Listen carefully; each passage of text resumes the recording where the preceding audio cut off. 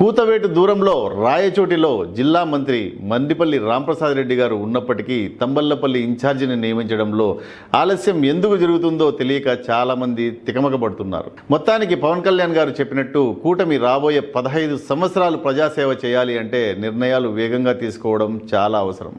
Party కేడర్లో అర్హులైన వారికి nominated పదవులు ఇవ్వడం, లోకల్ బాడీ ఎన్నికల్లో 3 పార్టీల మధ్య సమన్వయం చేసుకుంటూ సరైన అభ్యర్థులను ఎంపిక చేయడం అత్యంత ముఖ్యమైన విషయం. ఇప్పుడు మా ఈ వీడియోలో తెలిపిన నాయకులే కాకుండా నల్లారి కిరణ్ కుమార్ రెడ్డి గారి తనయుడు మరియు నల్లారి కిషోర్ కుమార్ రెడ్డి గారి తనయుడు, అంతేకాకుండా గతంలో ఇన్ఛార్జిగా పనిచేసిన జయచంద్రారెడ్డి గారి సతీమణి కల్పనారెడ్డి గారు కూడా తంబళ్లపల్లి ఇన్ఛార్జ్ పదవి కోసం ప్రయత్నాలు కొనసాగిస్తున్నట్టు సమాచారం.